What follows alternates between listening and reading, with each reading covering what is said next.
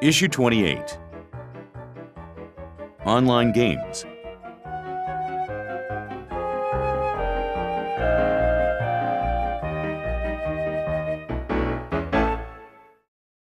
Gaming is the new golf. For a long time, adults, especially in the business world, have exploited golf for its social connectivity. A small group of people from different situations, who may not know each other well, spend hours together, away from crowds and pressing matters, playing a frustrating but highly competitive game, allowing them to interact on a personal basis and develop close relationships. Gaming offers a similar opportunity for kids and young adults. Gamers spend hours mastering their skills while testing themselves against other players. The rival gamesters may be anywhere in the world, but even though they are hiding behind gamester identities they have created, they often become very close to each other and develop genuine friendships. In addition, when not online, teens talk to each other about their prowess and discuss new games. Furthermore, the development of quick physical reflexes and decision-making skills that are a necessary part of gaming success also play an important role in real-world activities, unlike knocking a little white ball around in a grassy field.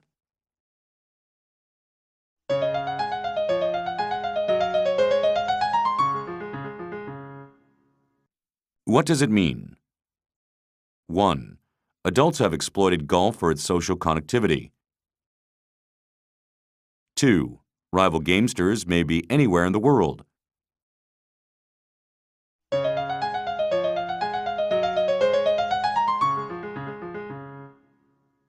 Comprehension. 1. How is gaming like golf? Name at least 3 ways.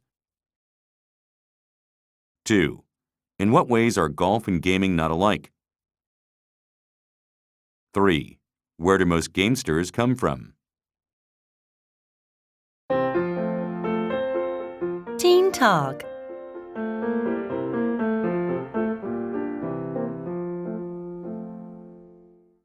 One. Why do you play online games if you do? 2. How many hours a day do you spend playing games? 3. Have you ever thought that you are addicted to gaming? Why or why not? 4. Which do you think is easier, playing games or studying? In what way? 5. What do your parents think about your playing games? Why? 6.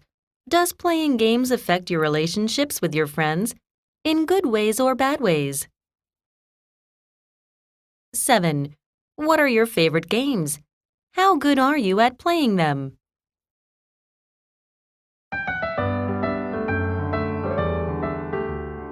Opinion samples. 1.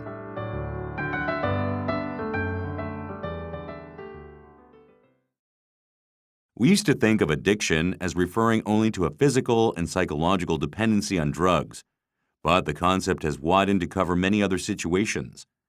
We began to realize that addiction to substances other than narcotics also existed, especially alcohol and tobacco. But we also started to understand that we can get hooked on activities, such as gambling as well. So, an addiction is an unhealthy focus on some aspect of life. If we are addicted, that aspect takes over and becomes more important than anything else. Maintaining relationships, persevering in our studies or jobs, or maintaining an acceptable appearance. Sometimes I find myself so involved in playing a game that I have to stop and ask myself, am I addicted to this? And then I have to turn off my computer and take a walk for a while. I guess I'm not really addicted, since I'm able to stop, but I keep going back to my games, and each time it gets harder to quit. So, if I am not addicted, am I becoming addicted?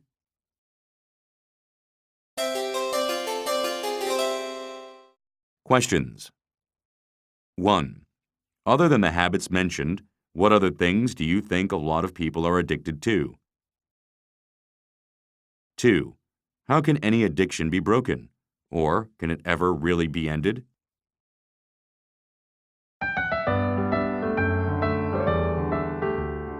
Opinion samples 2.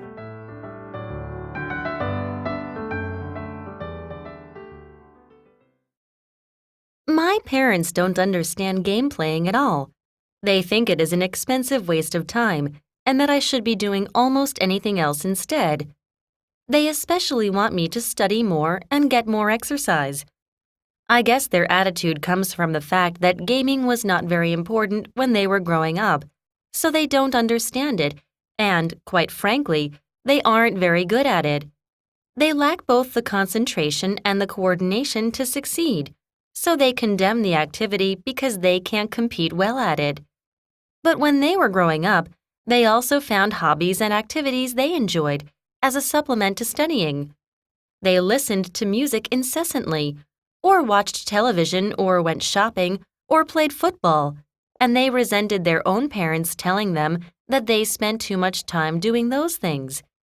It's the same situation today, except the focus is on gaming now rather than the preoccupations of their own youth.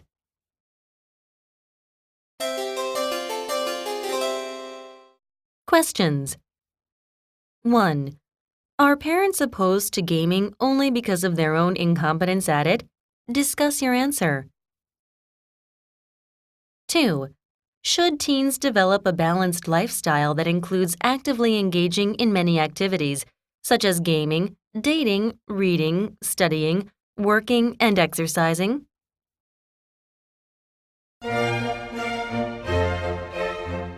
Dialogue.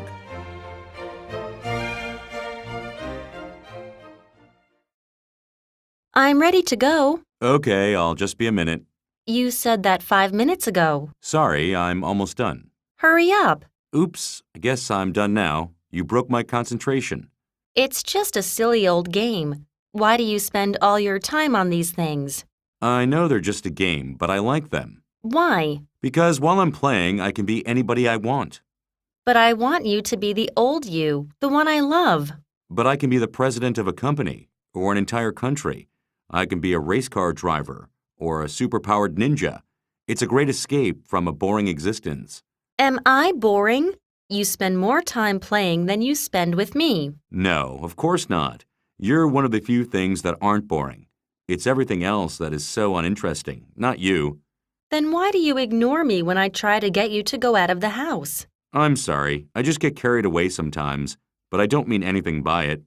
If you want to be a real CEO someday, you need to quit playing and get back to the real world. Actually, I think dealing with situations in virtual reality is a good way to practice for real life. It's not just aimless playing. Many of the situations are good learning experiences, you know. I think you're just addicted. I'm not, I promise. You need to stop before it's too late. I'm not addicted, really. All right, I hope so. Let's go. I'm ready. I just need to make sure I have my game loaded up on my iPad. You're not taking that with you. If you take it, I'm not going.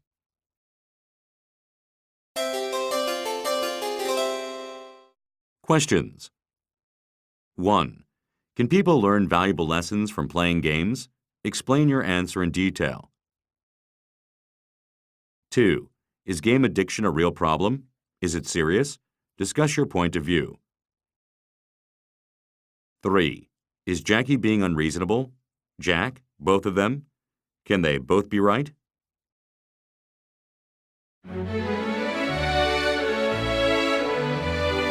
Read and discuss. Virtual violence is real.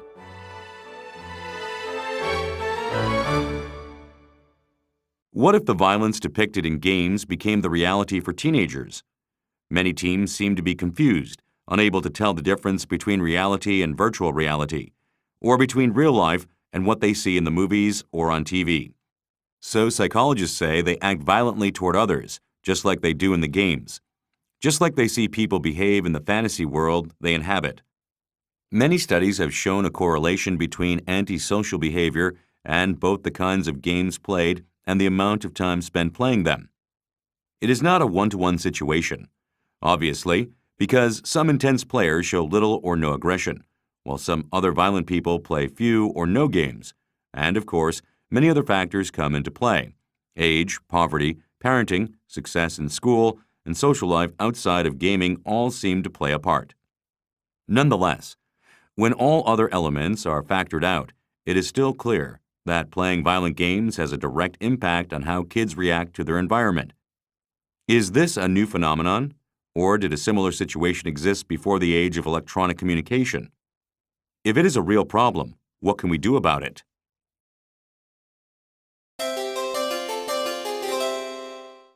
Questions. 1. Are online games to blame for real-life violence by teenagers? What about gamers who do not behave badly? 2. If these games are responsible for teen violence, why shouldn't the government do something about it? What could it do? 3. Should people have to take a psychological test before they are allowed to play certain games?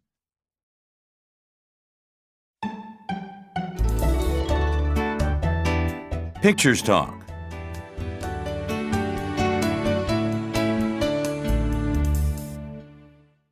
One. Questions. 1. What are your favorite games? 2. Why do you feel your games are so special? 3. Do you feel you are the actual hero in the game when you play, or are you mostly just a spectator? 2. Questions. 1. How do you feel when you win or lose a game? 2. What do you need to do in order to defeat your friends? 3. Do you sometimes bet on the outcome of a game you are in?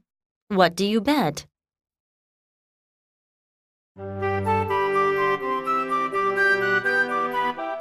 What's your advice? 1. I'm only 14, but I know what I want to do in life.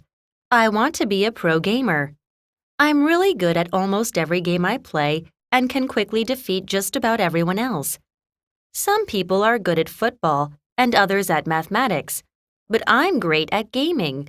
So I want to make a living doing what I enjoy.